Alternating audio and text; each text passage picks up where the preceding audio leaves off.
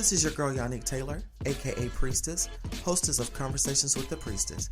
Here's a preview of what you may hear on Conversations with the Priestess. We weren't meant for monogamy, let's be honest. Like, we have needs, let's be real. And communicating that, what you want, what you don't want, what sets up. Now, this drink is brown because I learned something. Since I'm older, I can't do brown liquor anymore. Also, I noticed since I started on hormone replacement therapy, HRT, in 2015, me and certain liquors don't match well. I don't know whether... And I recognize that a lot of men love to be dominated by women. And that's because men are seen as these leaders, as this big alpha male dominant being. And because they're put on this pedestal of being leaders, sometimes they want to be submissive. Back when I cosplayed a Butch Queen in South Carolina around 2011, I was on Craigslist. This is when Craigslist was bumping and before they had gotten rid of the personal section. I hope you enjoyed that preview. Join me on Wednesdays at 9 p.m. for Priestess After Dark. Full video versions of the podcast can be found on patreon.com/CWT Priestess, and join me on Fridays at noon for our regular Friday post. Live, love, and be free. Smooches. Available on Spotify, Apple Podcasts, YouTube, anywhere you download and stream podcasts. Four Pillar Sports, a podcast for sports fans, made by sports fans. Join Chris and Randy every week as they dive deep into football, basketball, baseball, and professional wrestling. Catch For Pillar Sports on all major platforms. And remember, keep on talking sports. What's up, my royal priesthood? Welcome to another episode of Conversations with the Priestess. This week, I'm going to bring to you all some Reddit stories. Trigger warning, some of these stories have details of animal cruelty and animal abuse, so I want y'all to be forewarned. And right now I'm in a place of doing self-care and preparing some new topics and planning of the show. So right now, I'm just going to bring to you all some Reddit stories. I'll continue to bring you other things as well, but reach out to me if there's specific topics that you would like for me to talk about. So y'all go ahead and subscribe, follow me, hit that share button, give me a thumbs up, and leave me a 5-star review wherever you're viewing this. Let's go ahead and hit that intro.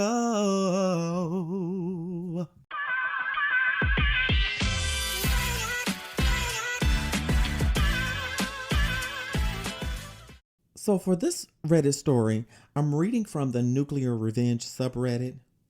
And here we go. Have an affair on my friend? Nope.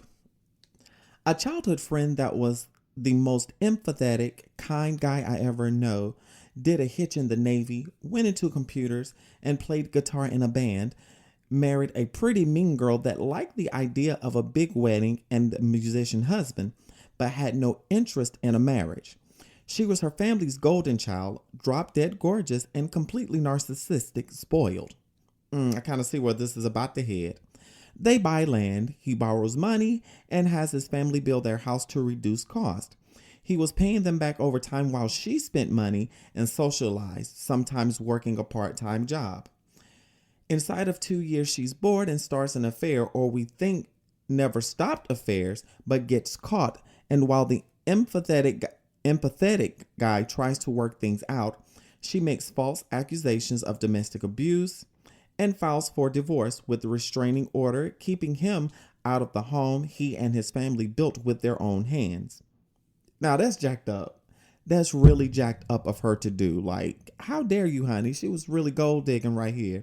Now keep in mind, he's still paying his family back for the home, still ordered to pay for the land and most of the upkeep maintenance. He's back in his childhood bedroom while his wife entertains her men in that house.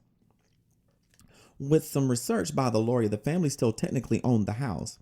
Now, my family owned a heavy equipment business, including house structural movers.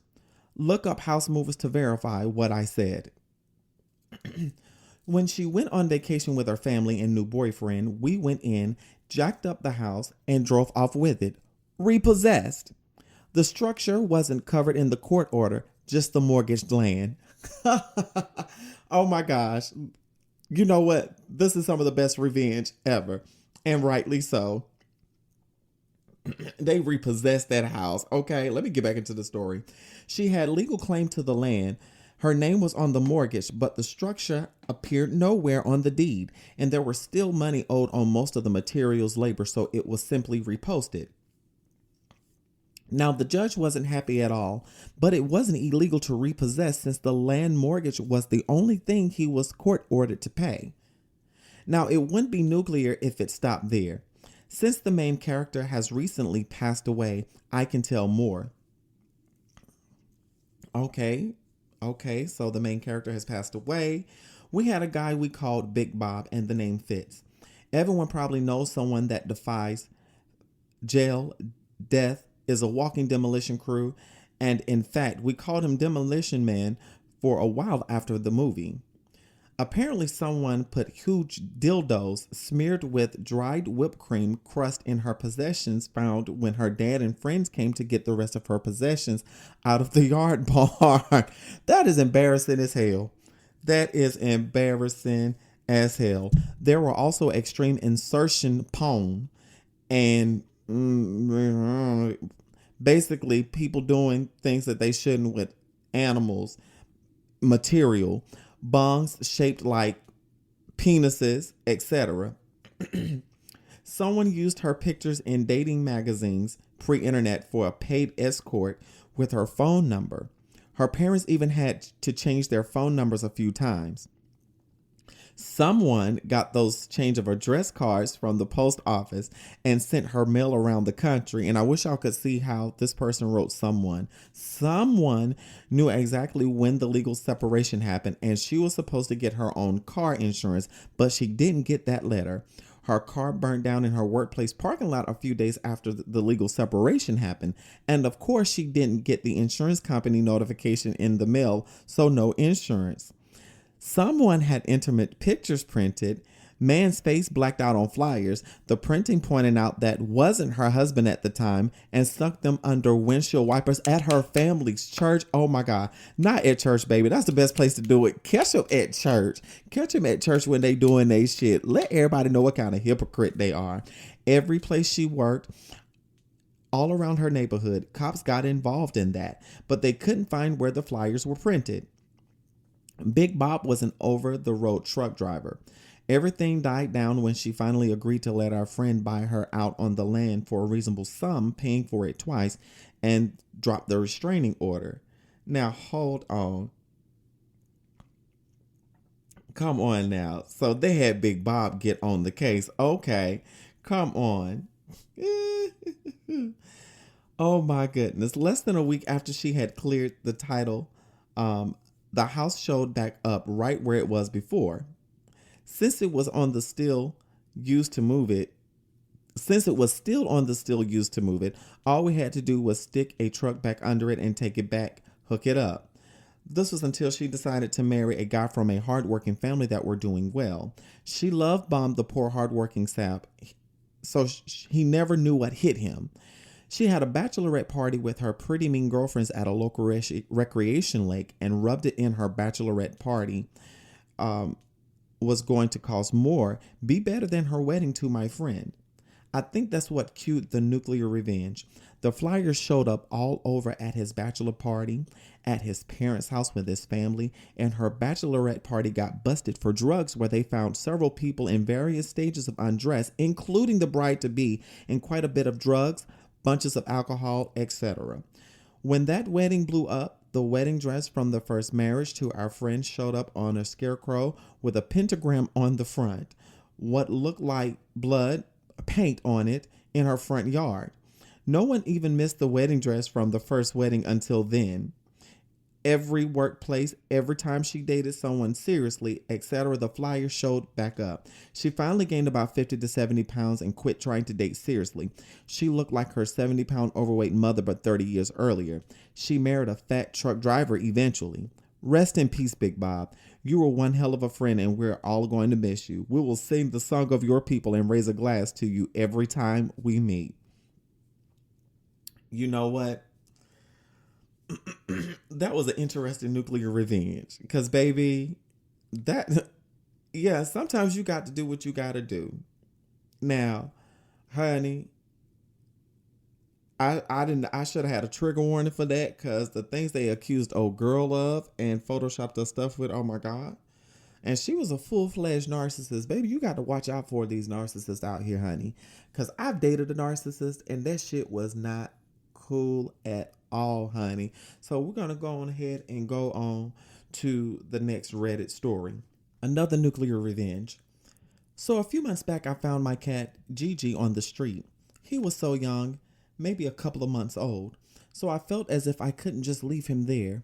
He also looked extremely malnourished, and it was so heartbreaking to see.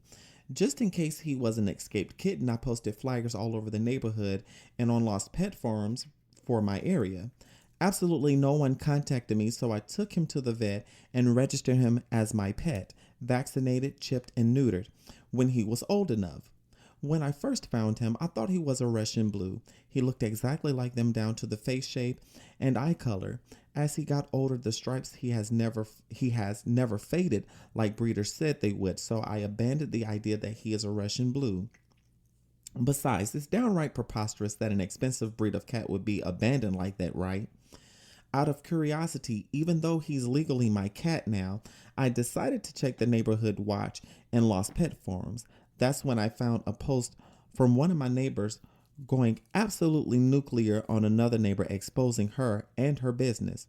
I'll call the nuclear neighbor Daisy and the total waste of air Karen. From what I read on Daisy's post, she feeds the local strays. There's one in particular, a tabby, that liked to hang out in her lawn. Her next door neighbor Karen is a cat breeder, especially for Russian blue cats. Karen hates Daisy because she feeds the strays and was worried about them ruining her business. One day, Daisy hears screaming coming from Karen's house, sounds of objects being thrown, general commotion. She stepped outside, ready to call the police, believing it to be a domestic disturbance. Instead, she watched Karen chase the tabby out of her house, smacking it with a broom and trying to kill it. They get into an argument which prompts Daisy to write about it for the first time on the neighborhood watch. About 4 to 5 months later, there's more disturbance at Karen's house. Yelling, screaming, bumping around. Once again, Daisy steps outside to see if they need help and sees Karen angrily stomping out of her house with a box. She walks down the street a bit and Daisy discreetly follows her. Karen reaches the tiny playground in their neighborhood and throws the box into the bushes. Daisy goes to the bush and sees a bunch of kittens in the box and around the box and in the bushes. She tries to grab them all, but a couple run off and she can't catch them. Daisy is pissed, brings the kittens that she managed to catch home and goes to confront Karen. Karen is also mad at her, blaming Daisy's feeding of the strays for losing her thousands of dollars. What? Because she was taking care of the animals that you were trying to kill, and you possibly were the one abandoned, from what I'm gathering. Like, really?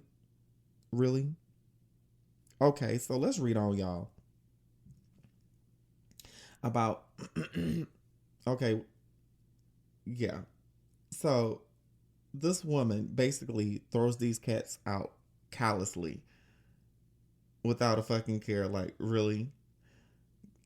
The tabby that hangs out around the house apparently got Karen's cat pregnant, and she couldn't sell the kittens because they're not purebred, and it's obvious. After their argument, Daisy takes the kittens to the vet, and most have injuries, broken tails, injured ribs, etc. Once Daisy got home, she reported Karen for animal abuse and then started to expose Karen online. Everywhere she could, Daisy told people not to buy from Karen, even going onto her breeder page and exposing what she did to the kittens. From what she knows, Karen completely lost her business. Despite this, every month, Daisy will post about Karen and warn people not to buy from her just in case. Now, I'm not sure if Gigi is a part of the kittens that came from that. He could very well be just a gray tabby from the strays, but the timeline matches up. I'm not sure if Karen is or is going to face legal charges for the abuse she did to those kittens, but I sure damn hope so. Damn. Like,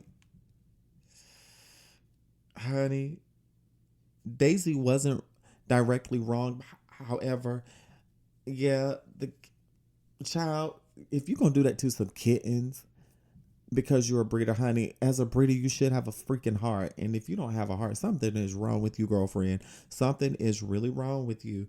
I'm reading some of the comments and people are saying, justice served. This is justice even. Don't F with cats. More avenged. Come on now. So, baby, that woman had that revenge coming. So I'm going to take a quick break. Here's some church announcements, and I'm going to be right back. What's up, everybody? This is the church announcement sector of Conversations with the Priestess.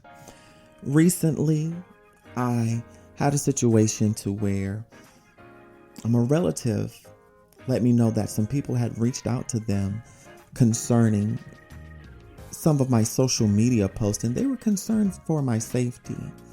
The relative did explain to me that they couldn't tell me who the people were and that they did not advise of what they saw on social media. They did not advise of what was, putting me in danger. And I told the relative that since I am a grown woman, I'm about to be 38 very soon, that these individuals could have easily come to me. And I told him, I said, when you speak with those people that are so-called concerned, tell them to come talk to me. And I said that to say all of this. If you are concerned about a grown adult's safety, about what they post on social media, you can come to that adult person and have a civilized conversation. If you go to that person's relatives or circle, stating that you're concerned for their safety, but you don't want that person to know that you said anything and you don't really elaborate, it really comes off as if you are being messy and being toxic. So this church announcement is basically, if you're really concerned about someone, reach out to them. But if you have to be that dog that carries the bone, then you look very pitiful. So I'm going to leave that with you. Y'all live, love, and be free. Don't forget to leave a 5-star review. Show me some love and share. And let me know how we're doing over here at Conversations with the Priestess. Now let's go on ahead and get back in the show. 4 Pillar Sports, a podcast for sports fans, made by sports fans. Join Chris and Randy every week as they dive deep into football, basketball, baseball, and professional wrestling. Catch 4 Pillar Sports on all major platforms. And remember, keep on talking sports.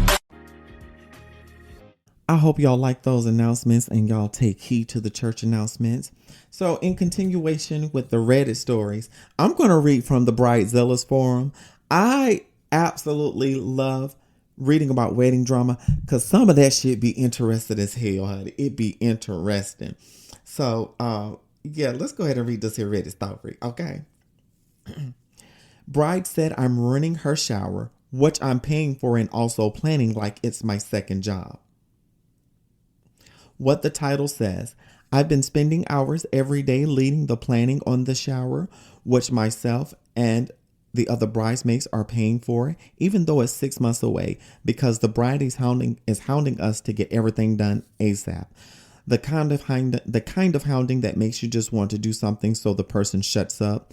Today, the bride told another bridesmaid that me asking her for the guest list was just asking her to do work for the shower, and she shouldn't have to do anything but show up and enjoy it. Press pause. Baby, what? You're getting married and you have your friend paying for your wedding and planning like it's her second job, and you're complaining about a guest list, which is your freaking job to have. Somebody come. I don't understand these entitled people. I really don't. I can't stand entitled people. I really don't get it. I don't get it.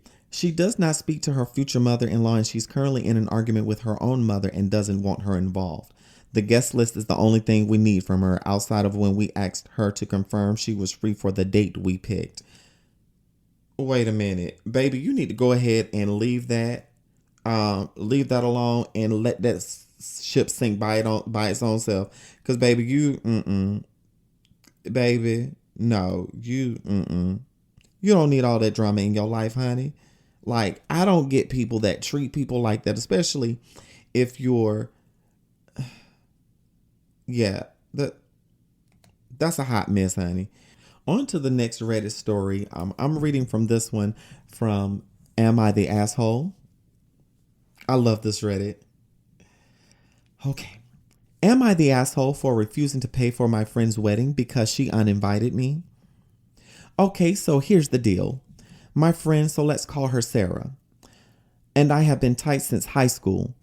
We've been through everything together. Breakups, makeups, you name it. When she got engaged, I was over the moon for her. Fast forward to a few months before the wedding, Sarah sends out the invitations and I'm psyched to RSVP.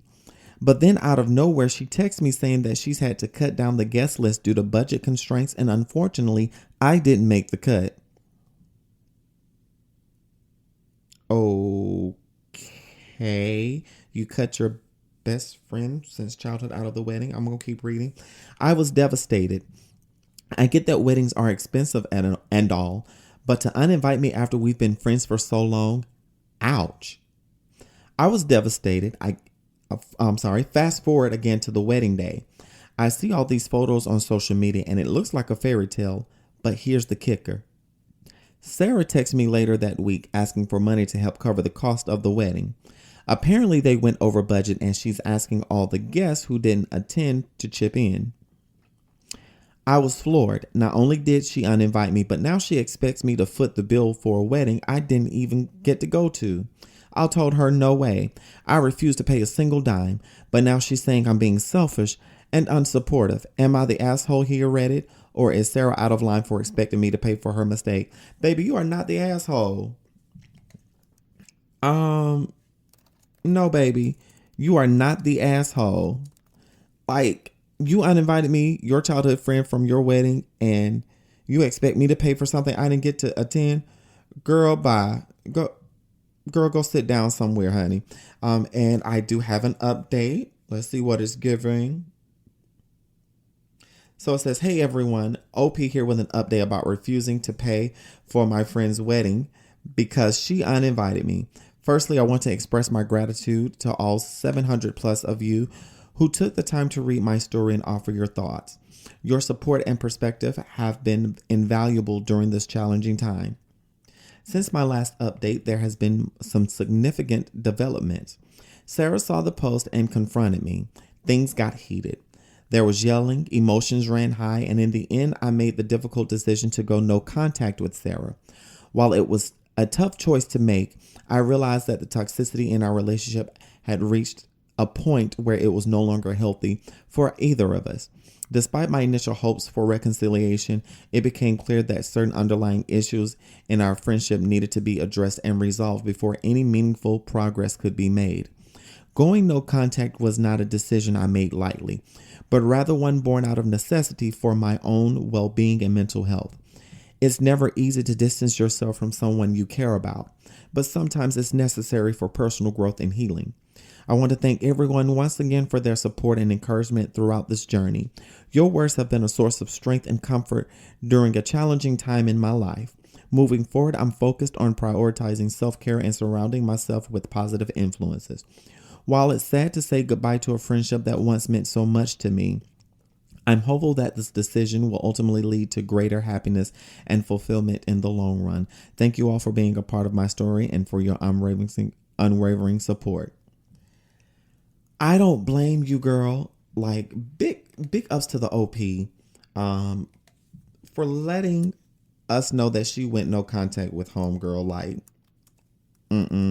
homegirl was wrong for that. You don't do that to someone that you call a friend and that you've been with for real. Like, no. And you know, I had to eventually cut someone off like that as well because they showed me their true colors. And while it's hard to cut someone off, your peace is more value. So big ups to the OP. Y'all, I'm going to get on up out of here. I've read a few stories. Y'all live, love, and be free. I'm going to hit y'all back with some more Reddit stories on Friday at noon. Let me know if y'all want me to post more than twice a week. So y'all live, love, and be free from the priestess. Smooches.